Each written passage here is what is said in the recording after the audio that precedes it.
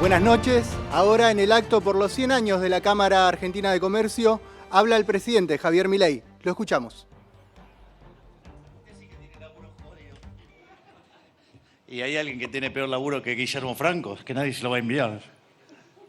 Se hace entrega a continuación por parte del señor presidente de la institución, Natalio Gridman, al señor presidente de la Nación, del libro del centenario de la Cámara Argentina de Comercio y Servicios.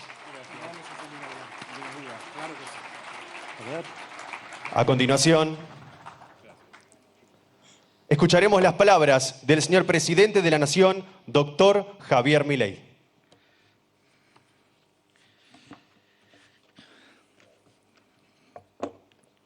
Hola a todos. Bien.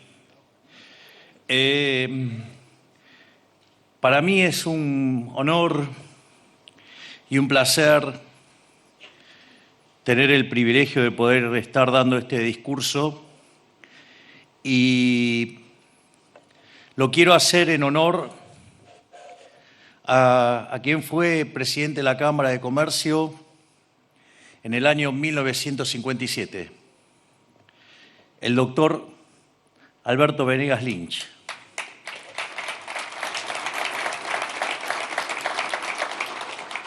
Padre de nuestro máximo prócer de las ideas de la libertad, es decir, Alberto Venegas Lynch, hijo, que además fue asesor económico de la Cámara de Comercio y que además es el papá y el primer Alberto, digamos, el abuelo, de nuestro queridísimo diputado, el brillante Bertie Venegas Lynch.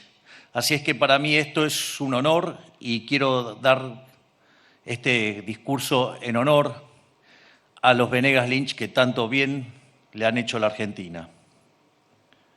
Además, quiero darle las gracias a las autoridades de la Cámara de Comercio por haberme invitado a conversar aquí hoy con ustedes. Hoy vengo con un mensaje muy particular que quiero transmitirles a ustedes y a todos los argentinos. Ese mensaje es que la recesión ha terminado y el país ha comenzado a crecer.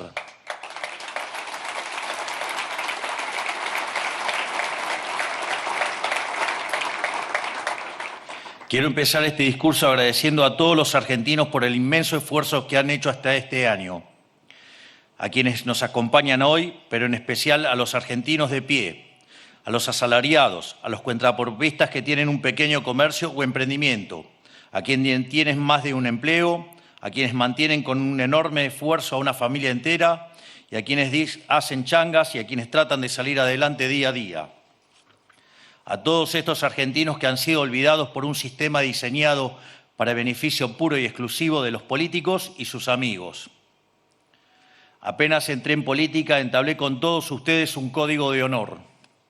Les dije que siempre iba a elegir decirles una verdad incómoda antes que una mentira confortable. Vaya problemas que me trajo también, ¿no?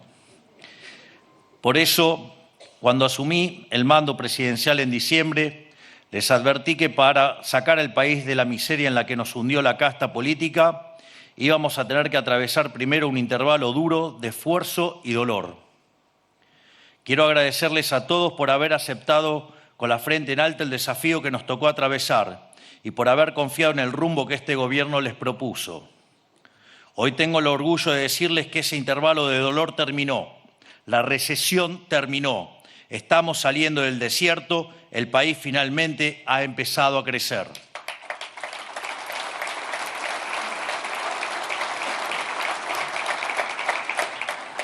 Esto no quiere decir que hayamos llegado a nuestro destino. Tampoco quiere decir que le hayamos puesto fin al esfuerzo que tenemos que hacer para llegar al país que queremos ser, que es que sea verdaderamente una gran potencia mundial.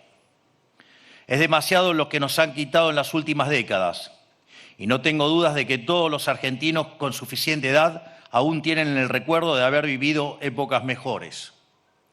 Pero sí quiero decir que de aquí en adelante todos los días vamos a estar un poco mejor que el día anterior. En vez de ser cada día más pobres, seremos cada día más ricos. Nos seguiremos esforzando, sí, pero con la tranquilidad de que ese esfuerzo estará de una buena vez al servicio de estar cada día mejor. porque el esfuerzo es un condimento necesario del progreso, pero ese esfuerzo debe servir a un propósito, a una meta, a un objetivo. Ese esfuerzo debe implicar progreso, porque si no, no es sacrificio, es un martirio. Ya hay varios sectores de la sociedad que perciben una mejora incipiente en su economía cotidiana. Pronto, esta percepción de muchos será una realidad para todos los argentinos. ¿Por qué lo digo con tanta certeza? Porque el programa económico que nos planteamos en diciembre funcionó y funciona, pese que le moleste a muchos econochantas que vienen errándole sistemáticamente desde el mes de diciembre cuando nosotros llegamos a la función. Hicimos un ajuste de shock focalizado principalmente en un sector público que se sostenía a base de déficit fiscal y emisión monetaria. Y lo hicimos tal como lo dijimos que lo íbamos a hacer. Tuvimos una recesión en unos meses, tal como anticipamos que iba a suceder producto de las atrocidades cometidas por la anterior administración, y también dijimos que después de la economía subiría como pedo de buzo. Y adivinen qué, las burbujas están empezando a verse. Digo, no puedo dejar de ser Milei, vamos. O sea, digo, ya venía demasiado formal.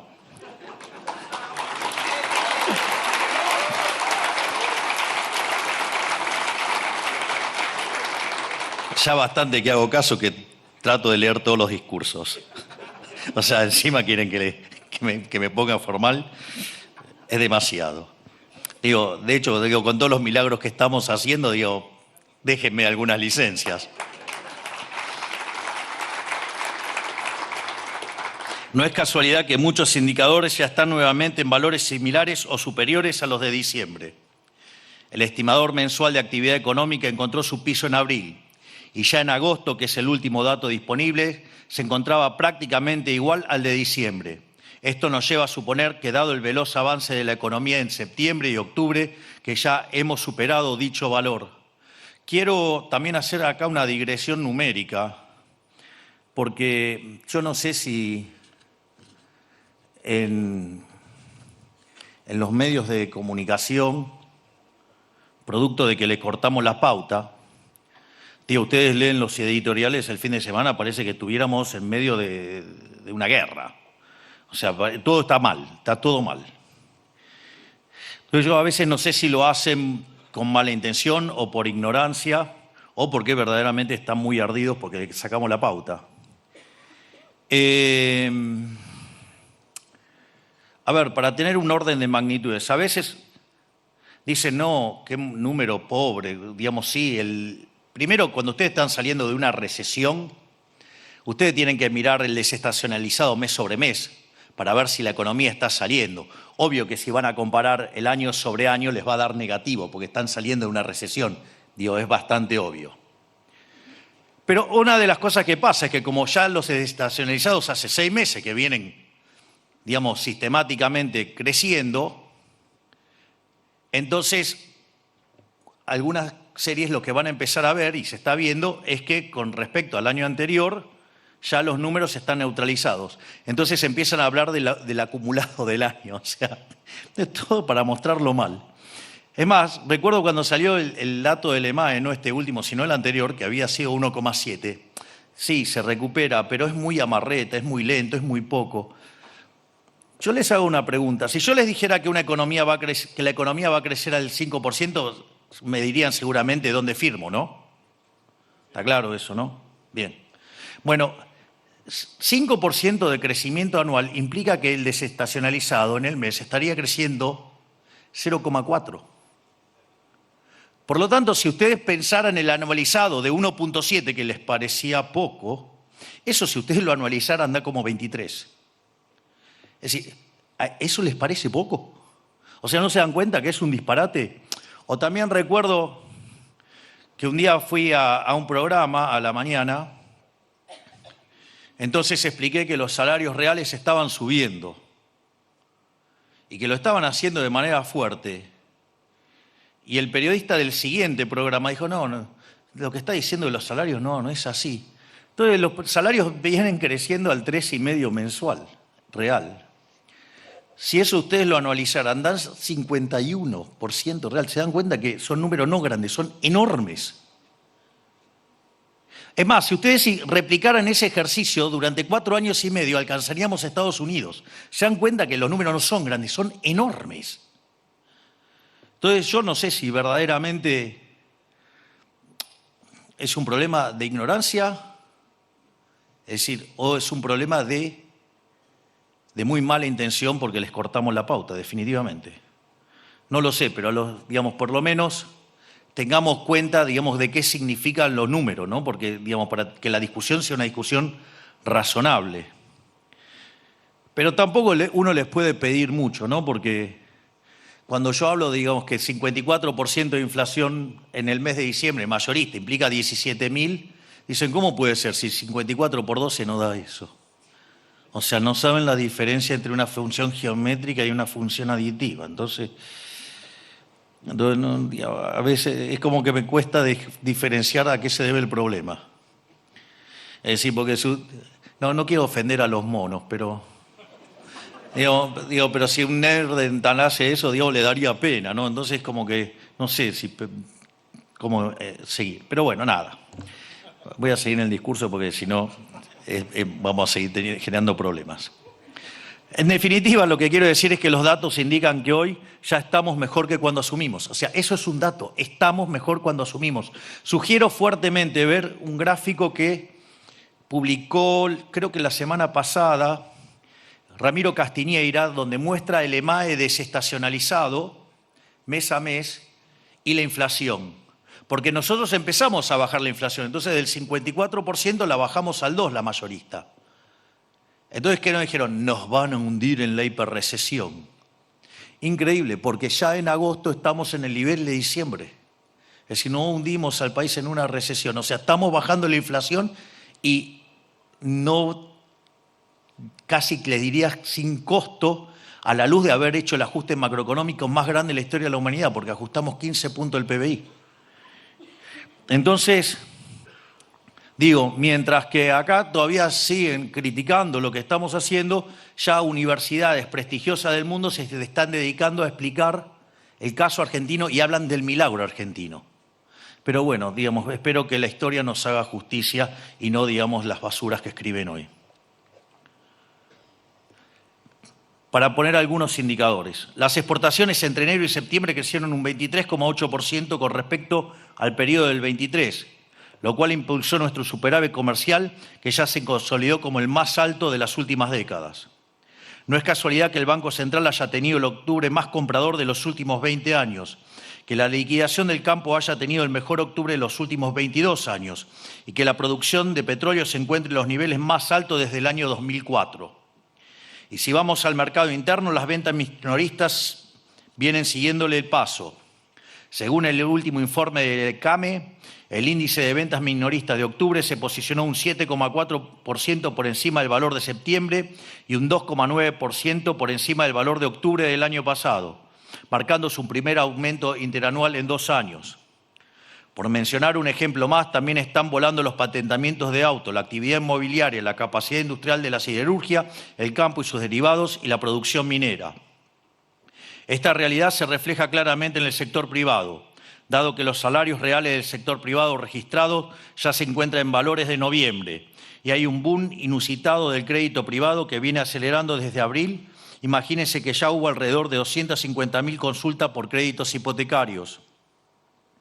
Para que se tome dimensión de la velocidad a la que estamos volando el crédito, hoy está creciendo más rápido que durante el auge de los créditos UVA de la gestión de Macri, que fue la última vez que hubo crédito en Argentina.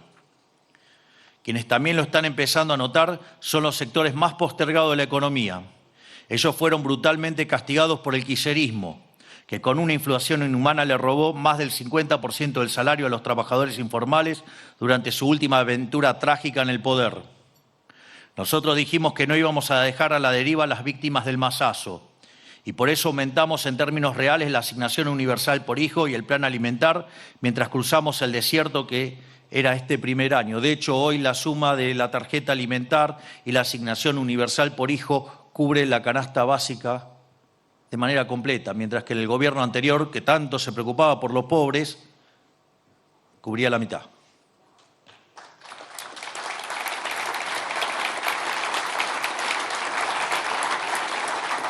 Además, gracias al programa económico, desde agosto los salarios informales están creciendo a una velocidad incluso más alta que los formales, y son ellos quienes más van a mejorar en términos relativos en los próximos años. Ya se demostró en todo el mundo, se demostrará también aquí, no hay instrumento humano más potente para sacar a la gente de la pobreza que el capitalismo de libre empresa, el capitalismo de libre mercado.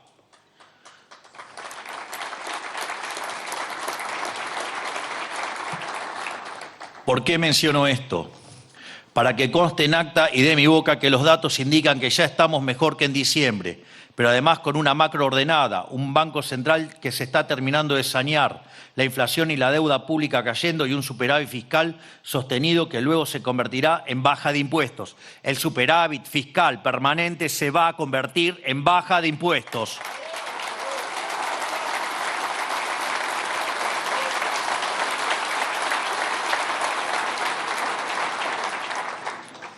Es decir, no solo hicimos los deberes, sino que resolvimos los problemas más difíciles en menos de un año. Yo recuerdo que cuando hicimos campaña, mi campaña fue bien clara, tenía 3 ejes, tenía un eje en lo económico, un eje en lo que tiene que ver la seguridad y un eje en lo que tiene que ver con nuestra política exterior. En lo referente a la política económica eran 2 símbolos. Un símbolo era el de la motosierra. Y al final terminamos haciendo el ajuste fiscal más grande de la historia de la humanidad. 15 puntos del PBI, 5 en el Tesoro, 10 en el Banco Central. Pero cuando nosotros decíamos que íbamos a ir a déficit cero, decían que era imposible, que no se podía ajustar mucho más que 1 punto por año, que no se podía hacer. Es más, la verdad que la evidencia empírica estaba del lado de los que decían eso, porque en 123 años, durante 113 tuvimos déficit, y los 10 que no lo tuvimos fue porque estábamos en default y no pagábamos la deuda. Por lo tanto, en los últimos 123 años nunca estuvimos en equilibrio fiscal, y nosotros proponíamos alcanzarlo básicamente en un año. Y nos decían que era imposible. Y nosotros alcanzamos el equilibrio fiscal en 1 mes.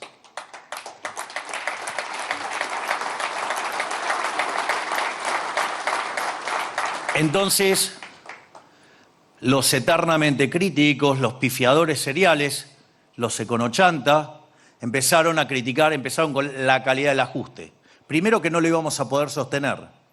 Lo sostuvimos en febrero, lo sostuvimos en marzo, es más, lo sostuvimos hasta con el pago de aguinaldos. Entonces empezaba a decir que era mucha licuadora y no había motosierra, que en realidad era una tijerita.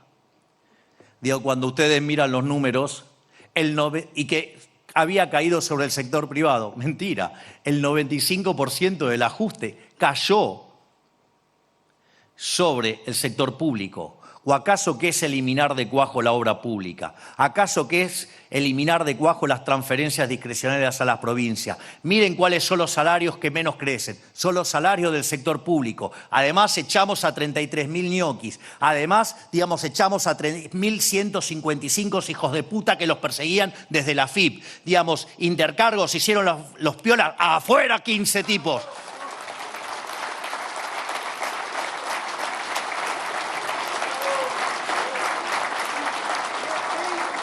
No solo eso, damos de baja los contratos que se van venciendo que no tienen verdaderas funciones. Vamos eliminando planes sociales fantasmas. Estamos trabajando sobre la eliminación de todos esos privilegios que supuestamente que tienen que ver con la discapacidad, donde hay ciudades que tienen más planes que gente. Ustedes se ríen, pero es cierto. Cuando ustedes ven la proporción de personas con discapacidad, es como que hubiéramos tenido 2 guerras mundiales.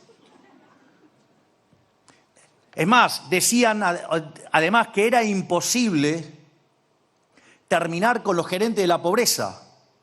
Y terminamos con los gerentes de la pobreza. Una de las claves, nosotros sabíamos que cuando...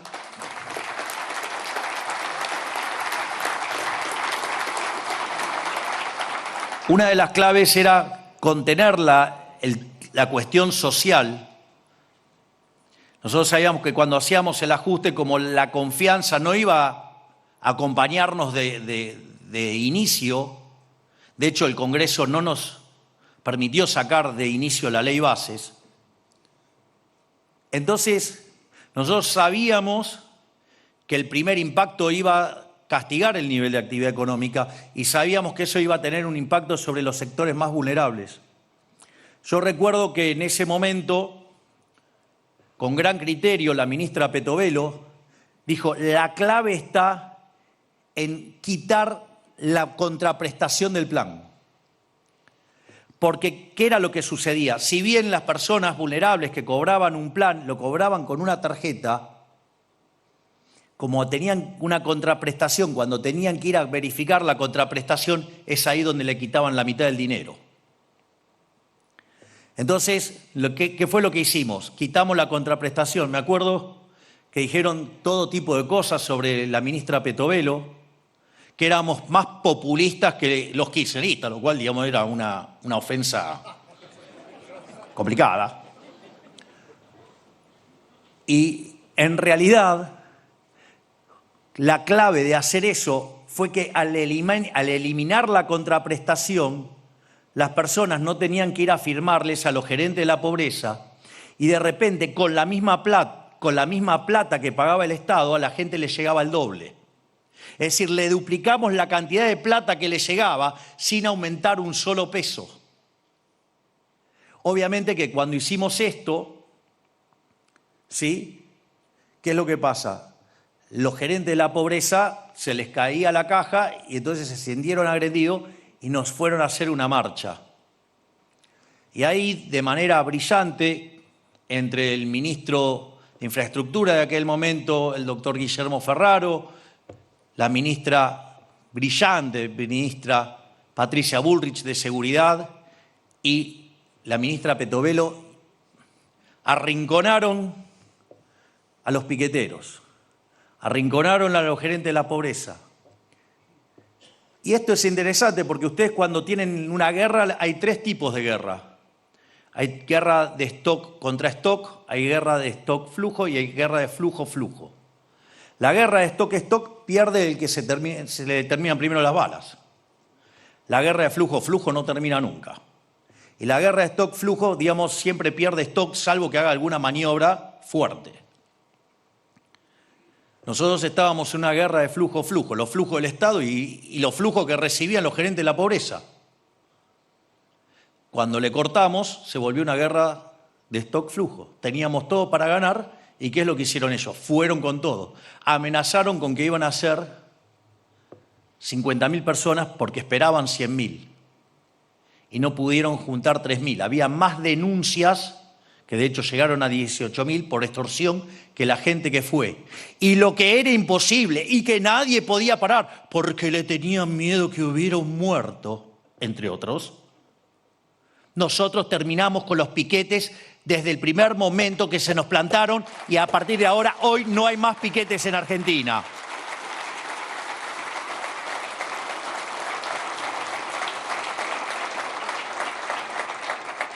No solo eso, nadie hablaba del problema que había en el balance del Banco Central, porque no tenían ni la más pálida idea de cómo resolverlo. Es más, hay muchos que hablan, que se candidateaban de ministro, que tienen todas las soluciones, hace 11 meses que le vienen pifiando. De hecho, hablaban que tenían plan, no solo que esa carpeta estaba vacía, les aviso, sino que además no tenían ni idea de cómo arreglar el problema del Banco Central porque fueron a pedirle ayuda a quien hoy es mi ministro de Economía. Por lo tanto, me consta que no sabían cómo arreglarlo. ¿Y qué dijeron? Que era imposible arreglarlo. Y nosotros hicimos el ajuste en el Banco Central en 6 meses. Lo que parecía imposible, nosotros lo hicimos en 6 meses.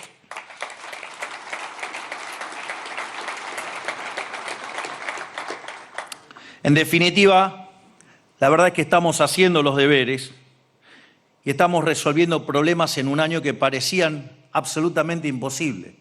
Es más, no solo no nos hicimos todas estas cosas, La reforma estructural más grande que hizo Argentina en su historia la hizo Menem, y nosotros, con 15% de diputados y 10% de la Cámara de Senadores, hicimos una reforma estructural 8 veces más grande que la que hizo Menem. Hicimos la reforma estructural más grande de la historia, gracias a este gigante que tengo acá, que es el doctor Guillermo Francos.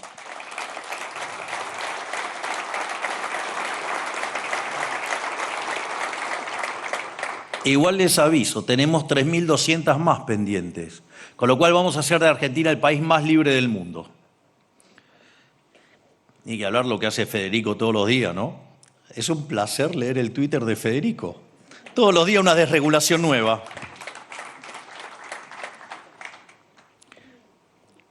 Voy a tratar de volver al discurso. Cuando el año pasado le dije a los argentinos que soy especialista en crecimiento económico con y sin dinero, me refería precisamente a todo esto. Hoy tenemos el mismo nivel de actividad económica que hace un año, habiendo saneado la cuestión monetaria en el camino, sin haber tomado deuda nueva, habiendo acomodado los precios relativos de la economía, destruyendo la inflación y con un ajuste de gasto público alrededor de 15 puntos del PBI. Y es por eso que hoy ya escuchamos a personas decir que este programa es como un milagro económico en marcha. Pero no es un milagro. Fue sentarse a hacer los deberes como corresponde, sin dejarse correr por ningún grupo focal o encuesta, sin ninguna especulación ni miedo al que dirán, sin priorizar nuestras necesidades políticas ni electorales, sin miedo a los ataques de quienes han vivido durante décadas de este modelo empobrecedor, solo con la convicción de hacer lo que hay que hacer, pero de verdad.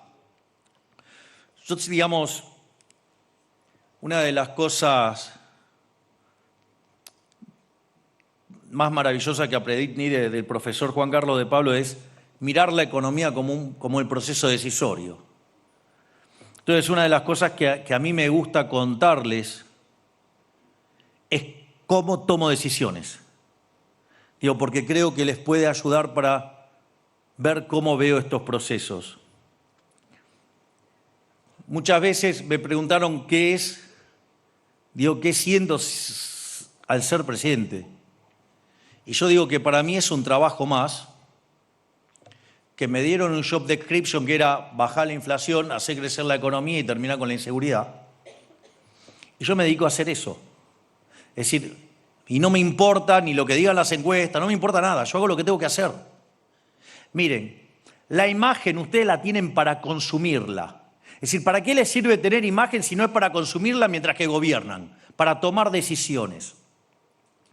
Es más, el otro día daba una nota en Radio Mitre a un excelente periodista que es Gabriel Anelo.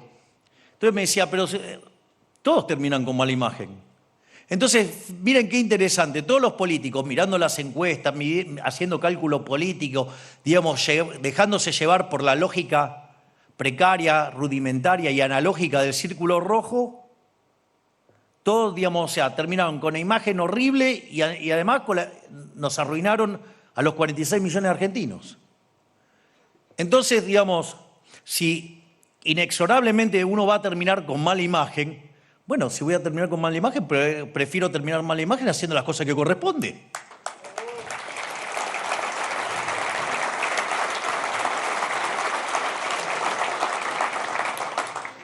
Sin embargo, hace 10 meses que venimos ajustando, haciendo este tipo de cosas, la imagen no cae, y cuando cayó un poquito, después volvió a rebotar. Y hoy ya estamos de vuelta con la imagen antes, digamos, a que llegáramos al poder. Es decir, se dan cuenta que funciona. Y le voy a hacer un ejemplo para que vean lo que está dentro del proceso de decisión. Yo recuerdo que a pocos días de haber ganado la elección, el expresidente me invita a la Quinta de Olivos a desayunar para discutir el muerto que me dejaba.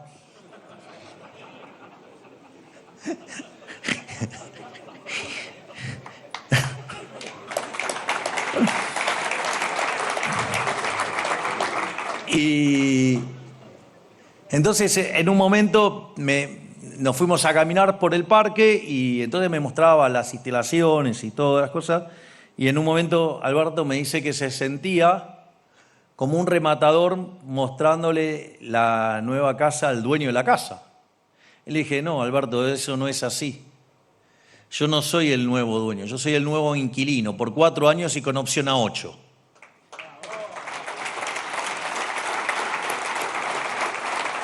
Es decir, si el poder no sirve para arreglarle el problema a la gente, no sirve para nada. Entonces, esa es la idea. La idea es hay que hacer lo que hay que hacer. Y si hay que pagar costos, se pagan. Es decir, para eso nos votaron, no para, digamos, que llevemos una vida narcisista para ver cómo me veo en el espejo de las encuestas. Si en definitiva lo que cuenta es cómo nos va a recordar la historia. Por eso muchas veces a mí me gustó comentar el caso de Pellegrini, lo hice muchas veces en la campaña. Pellegrini asumió en el medio de una terrible crisis y se mandó un ajuste homérico. Obviamente que cuando terminó, él iba a salir por las escalinatas del Congreso y un asesor le dice, don Carlos, no salga por acá porque la gente está un poquito enojada. Y don Carlos, que tenía un carácter fuerte, se abrochó el frac, se calzó la galera, tomó el bastón y se fue por las escalinatas y se fue caminando hasta la casa, que eran 2 cuadras y media, y le dijeron de todo menos bonito. Pero la historia lo recuerda como el piloto de tormentas. Eso es hacer lo que hay que hacer. Es decir, hay que hacer lo que está bien, porque que después el juicio lo haga la historia.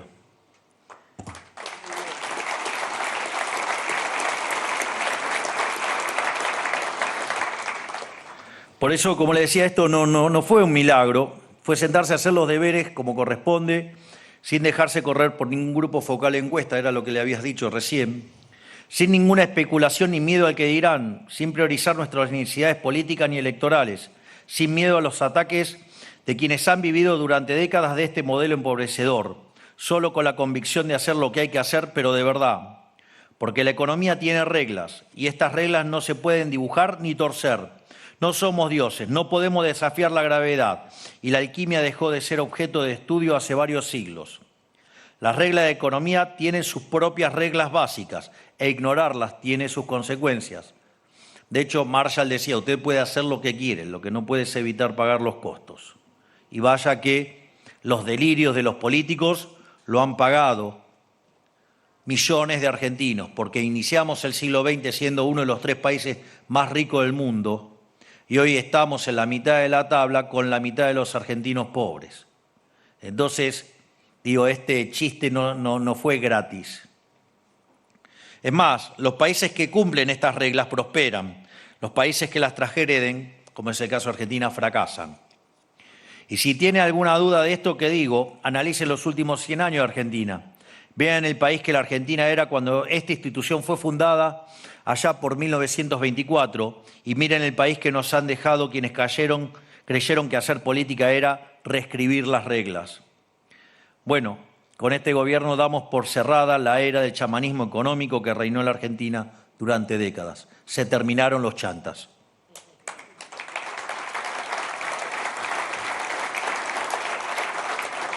Es más, le diría que le pusimos un candado al equilibrio fiscal y nos tragamos la llave. Ustedes se ríen, pero algo parecido hicimos cuando yo era diputado y sorteaba la dieta. Nosotros armamos para poder hacer el sorteo de la dieta, armamos una base de datos donde la gente se inscribía y para poder abrir esa base se necesitaban 3 llaves. Una la tenía el programador, otra la tenía mi hermana y la otra la tenía yo. Y con mi hermana, ¿saben qué hicimos? Rompimos mi llave. No se puede tocar esa base. Es una base de casi 3 millones de personas. Imagínense si lo hubiera vendido, eran 3 palitos verdes. Sin embargo, yo rompí la llave. En definitiva, no, es que la verdad es lo que pasó. Por lo tanto, ahora comienza una etapa de crecimiento para la Argentina. Y esta vez, a diferencia de todos los gobiernos de los últimos 100 años, estamos sentando las bases para que el crecimiento sea duradero. Y en definitiva, ¿qué se necesita para que un crecimiento sea duradero? En primer lugar, dejar de votar delincuentes que venden espejitos de colores. Plan integral, ¿se acuerdan? Dijo que el dólar, digamos, iba a estar a 3.000, digamos, si yo ganaba. Quiere decir que hoy sería un dólar de 7.000, 8.000 pesos. Está en 1.110, ¿no? Le erró por un poquito. O ni que hablar de Tinturelli, llevando economistas que decían que iba a estar a 7.000, o sea, el equivalente de 15.000 hoy. Pero bueno, ese delincuente con tal de llevar gente a ensuciarme, digamos, con que dijera un disparate cada vez más grande, lo llevaba. Pero bueno, así le van los negocios y está por quebrar. En segundo lugar, una macroeconomía ordenada que sea sostenible a lo largo del tiempo. No se puede sostener una economía estable a lo largo del tiempo con déficit porque te vuelve frágil ante cualquier shock negativo, obligándote a incurrir en deuda y o emisión. Esto es muy interesante. Piensa en cualquier otro momento de la Argentina donde la tasa larga de Estados Unidos suba más de 100 puntos básicos. Nos hubiéramos hecho crema. Todo el mundo en rojo. Los únicos en verde, ¿quiénes fueron? Nosotros. Somos las acciones que más crecieron en el mundo y son los bonos que más subieron en el mundo.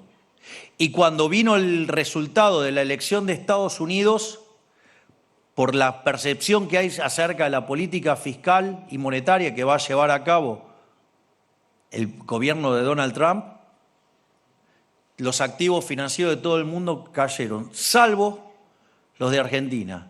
Es decir, el flight to quality es venir a Argentina.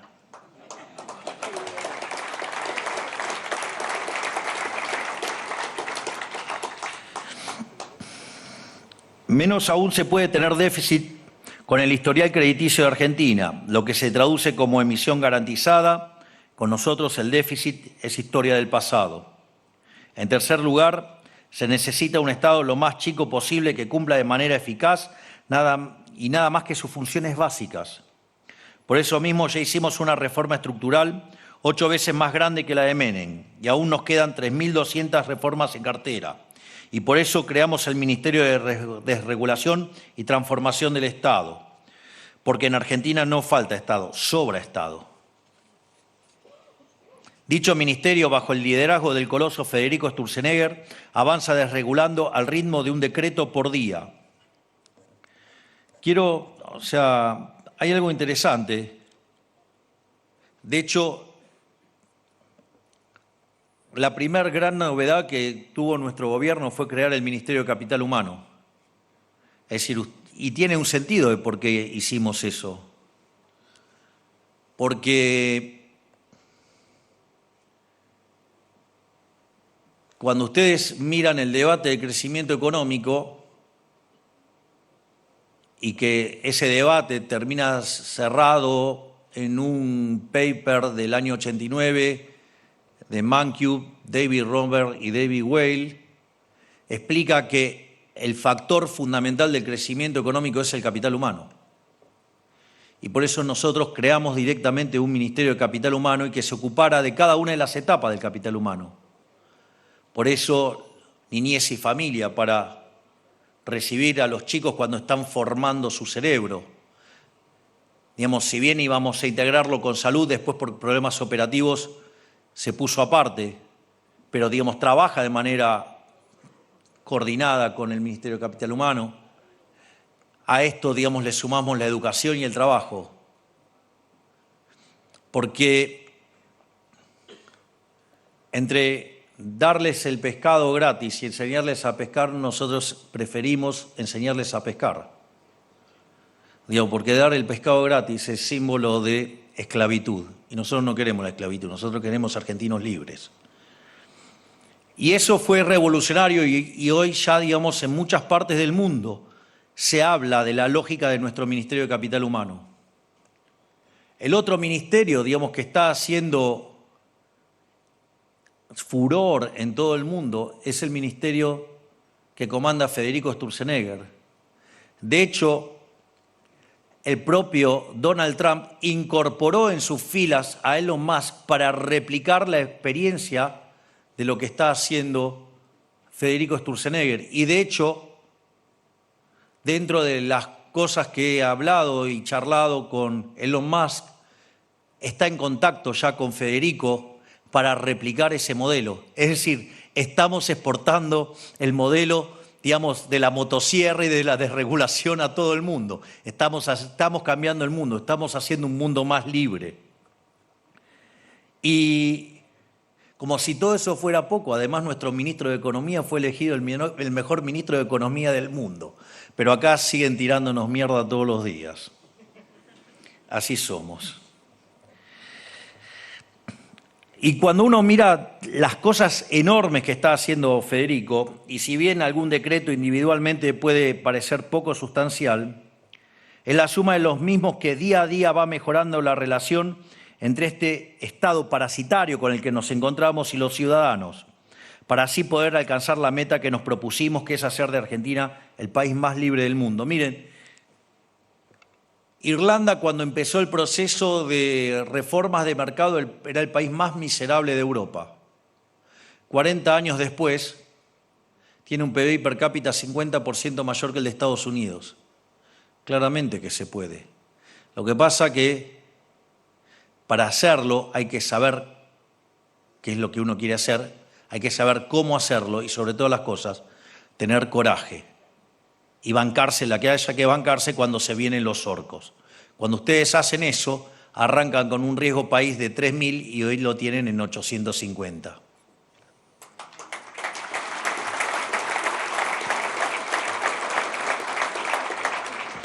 En cuarto lugar, se necesita orden y seguridad jurídica, amparados en la aplicación a rajatabla de los 3 principios del liberalismo: la defensa de la vida, la libertad y la propiedad privada. Por suerte para los argentinos, tanto en la guerra de la macro, como en las millones de escaramuzas de la micro, como en el ejercicio del orden, cuento con 3 titanes, tanto en lo profesional como en lo personal, que son Luis Toto Caputo, el mejor ministro de Economía del mundo, el coloso Federico Sturzenegger y la maravillosa ministra de Seguridad, Patricia Bullrich.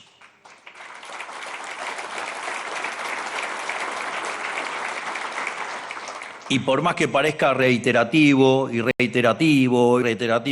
realidad es que nunca me voy a cansar de agradecerles a ellos y a sus equipos, como a todos mis ministros, porque la verdad, trabajar con el conjunto de enormes personas y grandes talentosos que tengo en el gabinete, la verdad que es un lujo.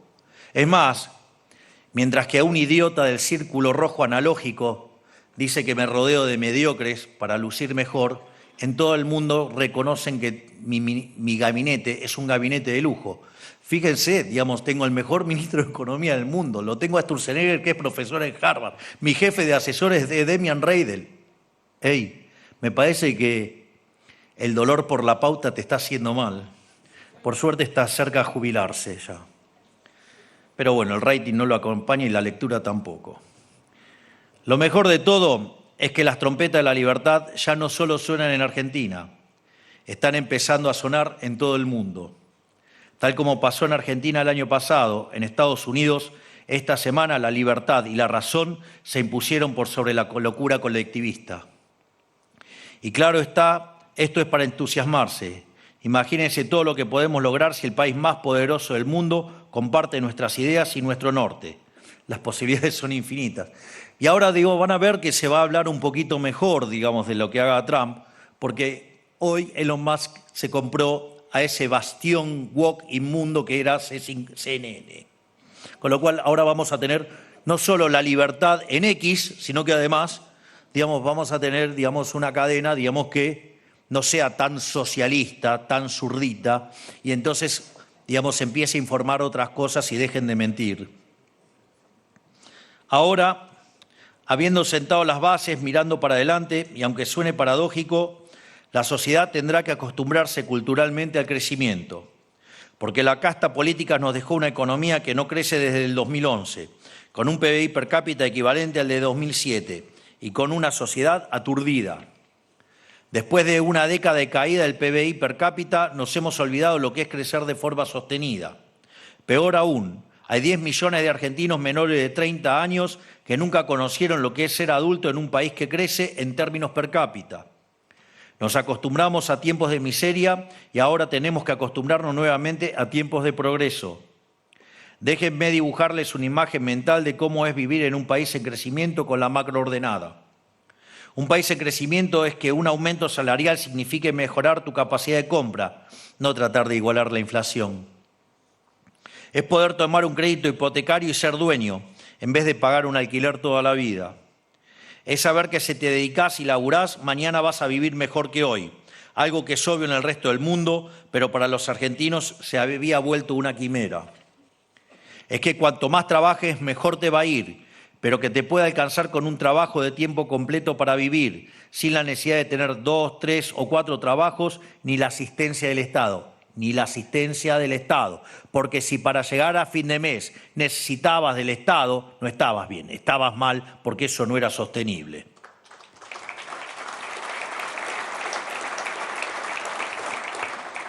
Pues más, es como de repente darse el lujo de cerrar tu negocio para tomarte unos días de vacaciones. Es eliminar la neblina que nos angustia y por primera vez en décadas podemos mirar hacia adelante, podemos mirar hacia el futuro. En definitiva, un país que crece es un país que nos permite convertirnos en dueños de nuestra propia vida, en arquitectos de nuestro propio destino, donde podemos ejercer nuestra libertad en búsqueda de la felicidad. Este es el derecho inalienable más básico de los hombres, poder tener la chance de ser felices. Claro, luego surge la pregunta, ¿qué hacemos con esa libertad? Digo, esto no es una pregunta trivial, ¿eh? Esto yo lo menciono siempre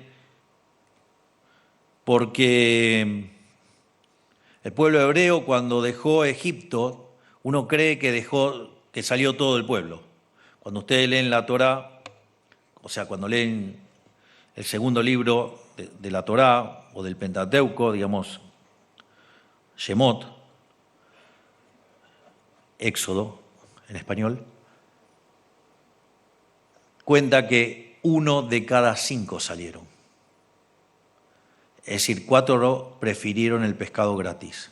Por lo tanto, no es fácil luchar por las ideas de la libertad. Hay que tener agallas y hay que hacerlo todos los días y hay que estar todos los días dando no solo la batalla en la política, en la economía, sino que todos los días hay que dar la batalla cultural. Porque ser libre es poder hacer lo que uno quiera sin violentar el principio de no agresión, no interferir en el derecho a la vida, a la libertad y la propiedad de los demás, y poder disfrutar los beneficios de esa libertad, pero también es hacerse cargo de los costos. Es decir, no hay libertad escindida de la responsabilidad. Y eso requiere de una actitud adulta. Y durante los últimos 100 años, la casta política lo que hizo fue infantilizarnos.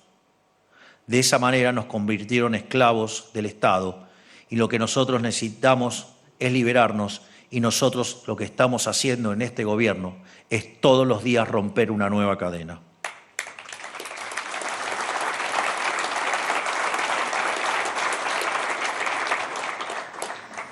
Lo que sí les puedo decir es que no tengo duda de que haber sobrevivido a tanta miseria, digamos, tan fuerte, tan potente lo que nos hicieron, el resultado colateral es que han generado un pueblo fuerte y valiente.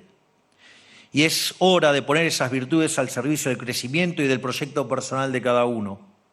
Ahora es nuestro momento, porque por primera vez en mucho tiempo podemos animarnos a soñar y a soñar sin miedo. Eso es precisamente el daño más grande que nos había hecho el modelo del Estado presente. Le infundió temor a los argentinos. Con el modelo de la inflación permanente secuestró nuestro futuro y nos obligó a vivir en un eterno y miserable presente. Nos obligó a vivir a la defensiva en vez de a la ofensiva, porque ¿quién puede tomar una buena decisión económica sin saber cuánto van a valer las cosas mañana? Esa es realmente la esclavitud moderna. Trabajar para empresas que no pueden crecer a cambio de dinero que no tiene valor, que los políticos imprimen como si estuvieran jugando el estanciero. No ser dueño de nada, ni de tu propio esfuerzo o de tu propio tiempo. No poder ponerle precio a tu trabajo. Esa es la esclavitud que impuso el modelo del Estado presente. Nos quitó años de futuro y al hacerlo esterilizó una cantidad inclaudicable de talento argentino. Pero nosotros hemos aprendido que el Estado no está para cumplir los sueños de la sociedad. Cuando el Estado promete cumplir sueños, se los termina cumpliendo solo a los políticos y a sus amigos, mientras les arruinan la vida al resto de la población. Es decir, no hay nada como un almuerzo gratis. Si ustedes otorgan un derecho más allá del derecho a la vida, a la libertad y a la propiedad, no es un derecho, es un privilegio y alguien lo tiene que pagar.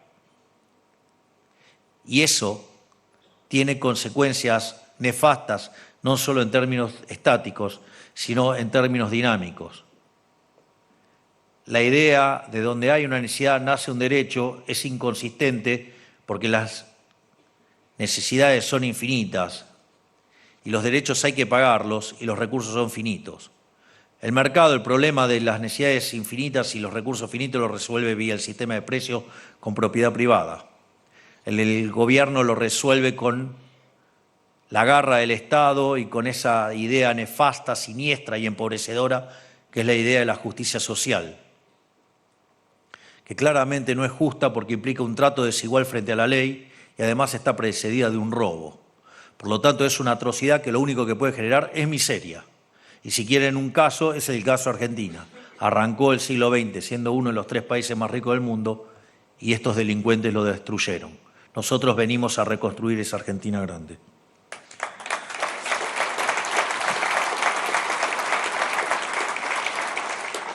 Desde nuestra perspectiva, el Estado está para proteger el derecho de cada uno a perseguir sus propios sueños en paz.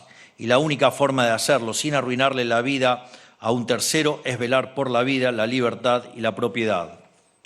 Hoy están dadas las condiciones para que cada argentino pueda perseguir su propio sueño en paz de acá en adelante. Tenemos las bases macro asentadas, tenemos gran parte de las reformas estructurales hechas, tenemos un gobierno con gente dispuesta a dejar la vida en este trabajo y tenemos también los vientos de libertad que ahora soplan en todo el mundo. Es decir, ahora las fuerzas del cielo nos acompañan con más fuerza. Esa es la reflexión que quiero dejarles hoy. Ha costado, ha sido duro, pero finalmente hemos salido. La Argentina está creciendo y apuntamos a más y esperemos sentar las bases del sendero que convierta a la Argentina en la máxima potencia mundial de acá a 40 años. Que Dios bendiga a los argentinos, que la fuerza del cielo nos acompañe y ¡viva la libertad, carajo! Muchas gracias a todos. De esta manera despedimos al señor presidente de la Nación y le pedimos a todos los presentes que mantengan sus lugares para continuar con las actividades programadas por el centenario de la Cámara Argentina de Comercio y Servicios. Nos reencontramos a las 23:30 con más información en el noticiero de la televisión pública. Los esperamos.